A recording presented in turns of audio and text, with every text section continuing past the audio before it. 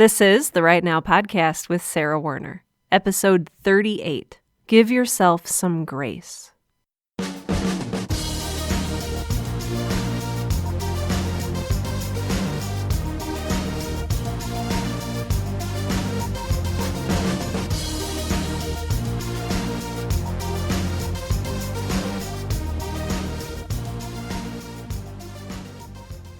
Welcome to Right Now, the podcast that helps aspiring writers to find the time, energy, and courage you need to pursue your passion and to write every day. I'm your host, Sarah Werner, and it's really nice outside for once. Some of you may know that I live in North America, not as far north as Canada, but I do live fairly far north. And where I live, it is not usually very nice outside. And so today's one of those days where it is 60 degrees outside. And so all the kids are outside in shorts and t-shirts. And they are, of course, making a tremendous racket as I'm trying to record this episode. So if you hear thumping and bumping and screaming, it is because across the street from my house, where my podcast studio is located, some kids have built a bike ramp / skateboard ramp in the driveway, and there must be 6 billion kids over there, and they're all screaming and going down this ramp and making delightful, joyful noises. In any other context, I would be just delighted to hear the sounds of children's laughter. But while I'm trying to record, it's like, can you guys go inside and play video games? I'm the worst person on the planet. The reason I wanted to let you know this is that if you hear bumping and thumping and screaming, I'm not keeping like hostages in my basement or anything. It's just, it's the kids across the street and their homemade bike / skateboard ramp thing. So maybe in another sense, I'm not the worst person in the world. So today we're going to be talking about grace.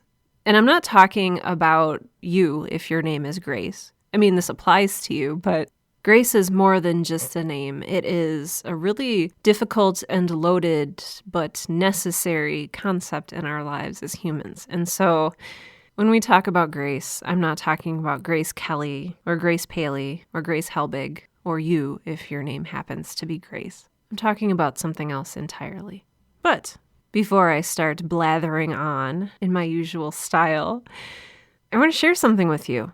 I received a really lovely review on iTunes from podcast listener Pink Lady Gala, and it says, "Love this podcast, 5 stars. Really enjoy listening to Sarah's podcast. Whether she's flying solo or interviewing a guest, I've found her podcast extremely encouraging. She has a very gentle voice and good sense of humor, and covers topics such as how to start a writer's group, how to carve out time in a busy schedule for writing, and how to stay motivated as a writer." Thank you so much for your review. They mean a lot to me. They help popularize my podcast, and to be frank with you, they help push it up in the rankings and just help me to grow my audience, which is awesome. So if you haven't done so, you can go out to iTunes or Stitcher or Spreaker or whatever it is you use to listen to podcasts, but especially iTunes, and leave a 5-star written review for the Right Now podcast. If you don't feel like doing that, or if you already have done that, you can also subscribe to my podcast. This is also incredibly helpful, actually. So with whatever podcatching app you use, and again, especially iTunes, if you would go to iTunes, search for the Right Now podcast, and click the little subscribe button beneath the image, that would just be really, really lovely. So I have a deep, dark secret. And as many deep, dark secrets go, it's not something I'm especially proud of. It's not something that I can secretly turn in my favor in a job interview, and it's not something that I can turn into a humble brag on Twitter. It's not like I'm Batman, because I'm not Batman. I know you thought that I probably was, but I'm not. My deep, dark secret is that sometimes I don't like myself very much. There's not really a reason. I mean, not one giant solid reason why I don't like myself all the time. I haven't murdered anyone. I haven't released any sort of deadly pathogen to the environment. I mean, while I'm not Batman, I'm certainly not a supervillain. This is just one of those things where I'm never really 100% happy with who I am. Maybe you can relate to this. But I feel like there's always something missing from my life. And not even from my life, but from myself. There's always that sense of I'm never blank enough, and fill in the blank. I'm never thin enough. I don't exercise enough. I don't eat healthy enough. I don't clean my house enough. I'm not smart enough. I'm not tall enough. I'm not dedicated enough. I'm not patient enough. I'm not driven enough. I'm not motivated enough. I'm not myself enough. I'm not wealthy enough. I don't write enough. I feel like I can never live up to my own standards. I feel like I can live up to other people's standards, but for me, I can never quite get there. We tend to be hard on ourselves, especially if we are perfectionists. Our standards for ourselves are high. Maybe a little too high. A couple of years ago, I took a leadership seminar. The theme of this seminar was goal setting and goal achieving. And essentially, the seminar said that, okay, there's X number of hours in a week, and you're responsible for making each one of those hours count and making each one of those hours work toward your goals. And the whole gist of this seminar was that if you can do this, you will be fulfilled. You will finally live up to your own standards. You will feel satisfied with yourself and that you've achieved what you wanted, exactly what you wanted. So I said, awesome. That sounds really nice. I want to live up to my potential. I want to be all that I can be. But then I actually started doing it, and that's when everything started to break down. You see, I started defining my self-worth by the goals that I was able to accomplish. And I got sort of caught up in this frenzy of accomplishing goals and then setting more and more goals, searching for this feeling of fulfillment and satisfaction that I never really got.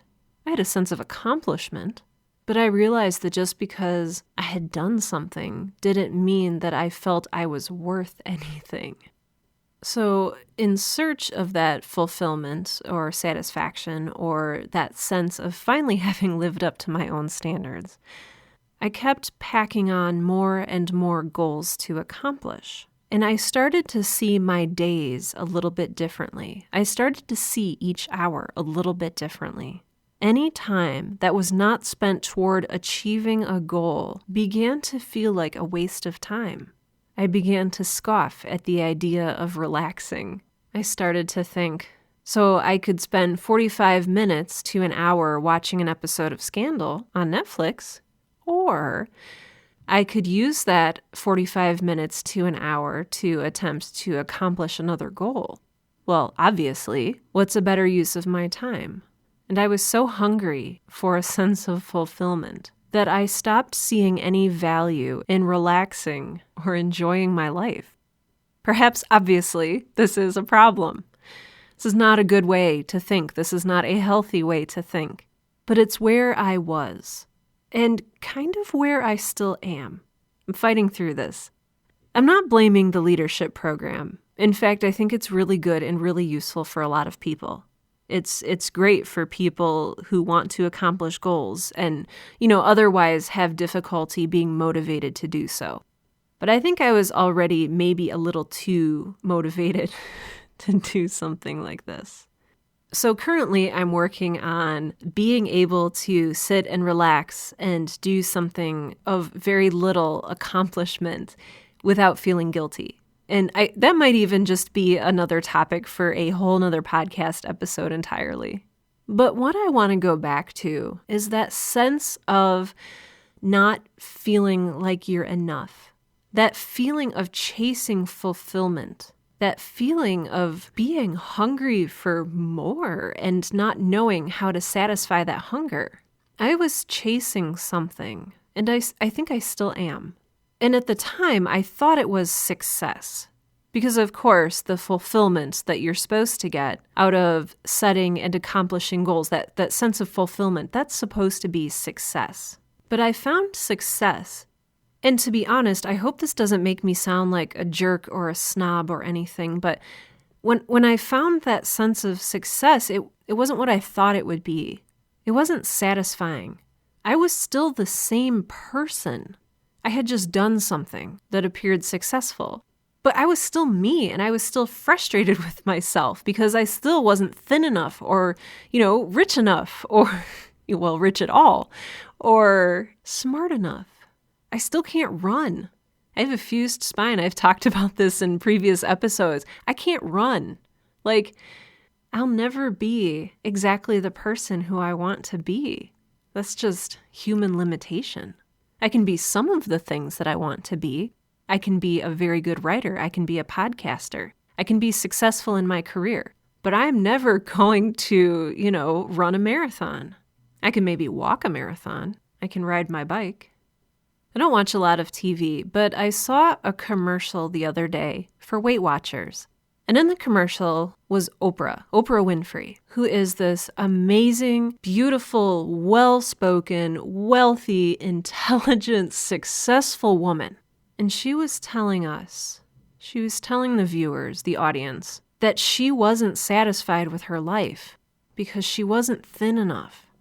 That gave me a very healthy dose of perspective, to be honest. I'm going to bet that you know who Oprah is. And even if you don't, I'm going to bet that you've heard the name at least once in your life. She is a household name. She's a powerhouse, but she still doesn't feel like she's enough. So what are we looking for? What does it mean to us to be enough? What do we think that's going to feel like to be enough? If I'm finally thin enough and smart enough and pretty enough and rich enough and well-read enough and successful enough as a writer, what does that look like? What are we chasing after? What does a person who's enough look like? The funny thing is, I don't know. Because I'm not chasing the sense of enough with a goal in mind. I'm chasing it with an emptiness in mind. I'm running towards something, even though, hilariously enough, I can't physically run. But, figuratively, I'm running toward this thing. I don't even know what it looks like. I just hope. I think we're all just hoping that we can become these, perfect, immaculate beings. But here's the thing. I don't know if we can. And here's the other thing. I don't think that's necessarily bad. I think that it's not just that we want to be enough in and of itself. I think we want to be enough in order for something else to happen. I think that we are looking for ways to earn love. I think that if we think, if I'm thin enough, they'll finally love me. Or if I'm a good enough writer, I'll finally be loved. Maybe it's just me. Maybe that's not your experience. But I think for me, that's exactly what I'm chasing. So I want to tell you a story. One of my absolute favorite parts of every single workday is lunchtime. This is one of the reasons that I will never be thin enough. So I love food. I love to eat. And even more than that, I love it when I'm able to have lunch with a friend. This is when I can get away from my desk and just exist with another person who cares about me and whom I care about. And we can talk about our day. We can talk about work. We can talk about life. We can talk about puppies. We can just sit and eat good food in companionable silence. I do not even care. And so I do lunch with people a couple times a week. And I'm an introvert, so these do tire me out, but I'm kind of a masochistic introvert in that I know that lunches with people drain me, but I still love them. I love it. I love people. And I love hearing their stories. I love when people are willing to sit down and share their story with me. So I had scheduled lunch with a woman who I really look up to, and I was really nervous about impressing her and, making a good impression. And the day before we were supposed to have lunch, I got one of those emails that notifies you that there's something new that someone has scheduled you for on your calendar. I had been scheduled for an off-site client meeting right over the lunch hour on the day that I was supposed to go to lunch with this woman whose name is Jessica. And I was like, oh, it's the day before. I'm going to look like such a flake if I cancel. I'm the one who wanted this. I'm the one who set it up. Oh, what am I going to do? In retrospect, it's not like, oh, I have to, choose between saving Harvey Dent or I'm drawing a blank on the name of the girl in Batman. See, this is another reason that I'm not Batman. So it's not like a life or death situation that I'm dealing with. But I still had the potential to hurt someone else's feelings or ruin someone else's plans or even affect my own reputation as someone with integrity and someone who does what they say they're going to do. So finally, the truth won out because the truth always wins. And so I sent her a message and I said, gosh, I'm so sorry to do this to you, but I need to cancel. I feel like a jerk. I would love to reschedule. I know that you took time out of your day, blah, blah, blah. And I sent her the message and I was like, she's going to think I'm this awful troll and, that I'm irresponsible and I don't know how to schedule my life, even though that's kind of true. But you know what I got back? I don't even really know her that well, but she just sent me back the loveliest thing. She said, my dear Sarah, I totally understand that life happens sometimes. I would still love to have lunch with you. Let's go ahead and reschedule. I look forward to sitting with you. And then she said, I wish you grace and peace and love. And she signed it Jessica. I felt like the knot in my stomach had become untwisted and I could breathe again. And I reread her note a couple times. And what really stuck out to me was the word grace. Because, again, unless your name is Grace, it's not really a word that's used a whole lot in our language. When I greet someone, I don't say, ho, stranger, grace to you this day, because I would sound like a weirdo. But also it's just not part of our everyday speech. Part of me thinks that this is because the word grace is a really loaded term. We can say that someone is graceful, which means that they move with a certain fluidity and a certain delicacy. We can say that someone is gracious when they open their home to us or give us a gift. I think it's a very powerful word because we don't use it a whole lot. We reserve it. But in Jessica's note, she used it. She wished me grace. More than that, she extended to me grace with her words. Grace, in the sense that I'm using it, is a noun. And I think that it encompasses a basic understanding that no human being is or can be perfect. I think that underlying the concept of grace, I'm going to say it again, is the basic understanding that no human being is or can be perfect. The word grace is often linked with the word favor. And not like, hey, do me a favor. More like getting someone's approval or preference.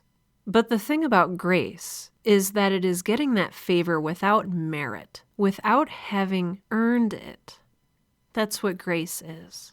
It's getting someone's favor, approval, preference without having earned it. Because that person who's extending grace to you has a true understanding that no human being is or can be perfect. Here's what I think. I think that grace is made up of a lot of really good things. Grace is kind of like a cake that is made up of equal parts of forgiveness and love and understanding and patience and healing. I think that grace is exactly what we need to combat the fear and anxiety and doubt and hatred and cruelty. As I mentioned before, I live in North America, and we have a capitalist society. And there's nothing wrong with capitalism. It works perfectly well. But there's a sense of anything that you get must be earned. And so I think that we have a real problem accepting something that we haven't earned. I did absolutely nothing to earn Jessica's pardon. And in fact, I very likely wasted her time. And yet she responded with love and kindness and grace, completely unearned. The interesting thing that I discovered with my little bout of grace was how much I wanted to pass it on once I had received it. Once Jessica showed me that grace, I felt so relieved. I felt absolved. I felt forgiven. It was a marvelous, marvelous feeling. And it was kind of, I don't know if it was irony or coincidence, but the very next week, someone who had invited me to lunch sent me a note and said, "I'm so sorry to be a flake, but I have to cancel. Something's come up." And I thought of Jessica. And so I responded to this person, "My dear friend, you do exactly what you need to do. Do not worry about me. I hope everything is all right. Grace and love and peace to you." I'm fully aware that this stuff is kind of cheesy. I know that, I could break out in Burt Bacharach's "What the World Needs Now is Love, Sweet Love." I realize that, but at the same time, this is the sort of stuff that changes lives. Incrementally, but crucially. We are so hard on ourselves. We never think that we're smart enough, or good enough writers, or well-read enough, or well-spoken enough, or well-dressed enough. So I want to ask you, what would it look like if you gave yourself some grace? What would it look like if you gave yourself some grace in your writing? I'm not talking about cutting yourself some slack. And I'm not talking about giving yourself the benefit of the doubt. Those are different things. I'm not talking about taking 10 weeks off of writing to go binge Netflix, even though if that's what you needed to do, then that would be okay. Grace is forgiveness and love and understanding and patience and healing. It's favor that is not earned. And I think it's the antidote to all of those things that stop you from writing. Fear, anxiety, doubt, hatred, despair. What would your writing look like without all of those things? At the end of the day, I think that grace brings us freedom. Freedom to be ourselves and freedom from having to be enough. Having to keep chasing enough. Having to keep chasing love. Because if this is something that we are freely given, if this is something we don't have to earn, if we are unconditionally loved, then I think what that means is that we're already enough. We are enough. You are enough. I am enough. You don't need to earn anyone's love. You already have it. You are loved. You are important. You matter. Your story matters. And when you find the courage to give yourself some grace, I think that you'll find the freedom in which to tell your story. If you have trouble finding grace of your own, I extend it to you. You have grace. Maybe I'll even greet you like some kind of weirdo from the Renaissance times. Ho, stranger, grace be with you this day. I love being a weirdo. This week's book of the week is The Raven Boys by Maggie Stiefvater. Stiefvater. I am not sure how to pronounce her last name. Stiefvater? I don't know. I don't know if it's German. Technically, my last name is supposed to be pronounced Werner, but, whoever gets that right. The Raven Boys is the first book in the Raven cycle. It is a young adult paranormal mystery / romance / adventure. It is the story of Blue Sargent, who comes from a long line of clairvoyant women, but she herself has no powers, which I kind of liked. It was a twist on the sort of chosen one. She's like kind of the anti-chosen one, which I appreciate. Or at least she is so far. Maybe she will become the chosen one in future books in this series. But Blue is our main character, and sort of opposing her character, because the story is told in alternating chapters. Blue has a chapter, and then one of the Raven Boys has a chapter. And the Raven Boys are a group of largely wealthy high school boys who attend a very prestigious prep school. There's 4 or 5 boys, and each one of them has a story. They're kind of like this outcast group. And of course, they're madly wealthy, and so none of their parents are ever around or care about them. It's one of those things, like when I was in high school, I had to be home by like 8 o'clock at night, or my parents would go on a murdering spree. I don't know, like kids in YA books, like their parents are kind of non-existent, which makes for more interesting stories because, they can go out and have adventures in the middle of the night in graveyards and all that sort of stuff. But I digress. The Raven Boys are called the Raven Boys because of the school they attend, but also maybe because of something else. Dun dun dun. This was an interesting book to me because it simultaneously followed and sort of diverged from what I've come to expect in a young adult paranormal romance / mystery / adventure. There were some unexpected things in this book which I enjoyed. The first of those was the relationship among the Raven Boys. They acted like family, which was really cool. They each had very complex relationships with each other. It's very difficult to do ensemble casts well because not only are you playing one character off of another character, but you're playing one character off another character, and then that character is played off another character, and there's 2 different dynamics going on there. Maggie Stiefvater does it very, very well. The characters are rich and complex, and each one has an arc of sorts, and I might catch some flack for saying this, but I almost kind of just wanted to read a book about them and their relationships. And it's hard for me to say that because I really love books with strong female protagonists, especially when they're aimed at young adults. But I felt like the character of Blue was, even though she was one of the main narrators, she was active and she had motivation and she had things that she wanted to do and accomplish. But I felt like she was just outside of the story. I didn't feel like she was necessary to the story. I think that these 4 boys could have gone on this adventure without her, and it could have still been a very rich and compelling story. But that's just me. And if you've read it, if you have differing opinions, please let me know. The other thing that I really appreciated about this book was how earnest the characters were. I tend to think of, kids these days being really cynical and angry, like they make fun of everything they come across. And really, the kids in this book, they deeply cared about each other and they deeply cared about this quest that they were on. And I really appreciated that. It was just this really lovely, earnest sense of love and calling that these high school students were dealing with. And so I thought that was a really unique perspective.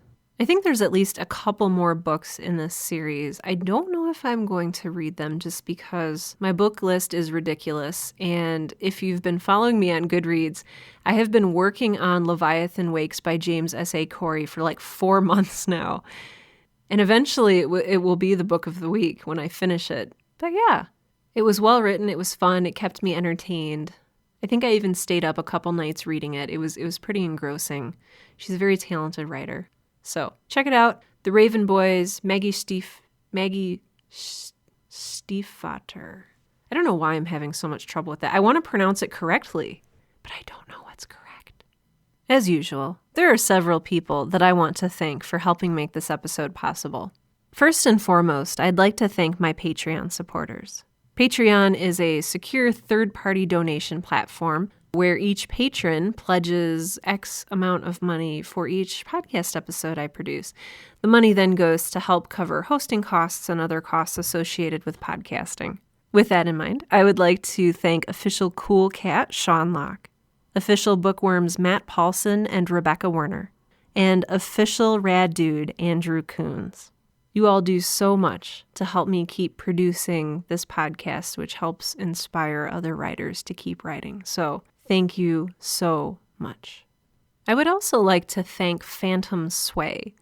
Phantom Sway is a sort of artist collective. It's sort of a countercultural collective of artists, I want to say, that has sort of an online presence. And over the last many, many months, they have been curating and featuring episodes of the Right Now podcast on their website. And so Thank you to the entire crew at Phantom Sway. You can find them at phantomsway.com, phantomsway.com. You can also like them on Facebook, follow them on Twitter. They're just really cool people. So thank you. I would also like to thank Jessica for extending grace to me, as well as all of the other lovely and wonderful people in my life who have extended grace to me. If you've experienced grace in your life, I would love to hear about it. I would also love to hear about whether or not you think it's possible to give yourself some grace and how you plan to do that. Or if you have any questions, I'd love to take those as well. You can get in touch with me by emailing hello@sarahwerner.com, or you can also go to my website, sarahwerner.com, that's sarahwerner.com, and navigate over to my contact page. On my contact page, you will find a handy little form that you can fill out and use to send me a message. You can also comment on the show notes for today's episode number 38.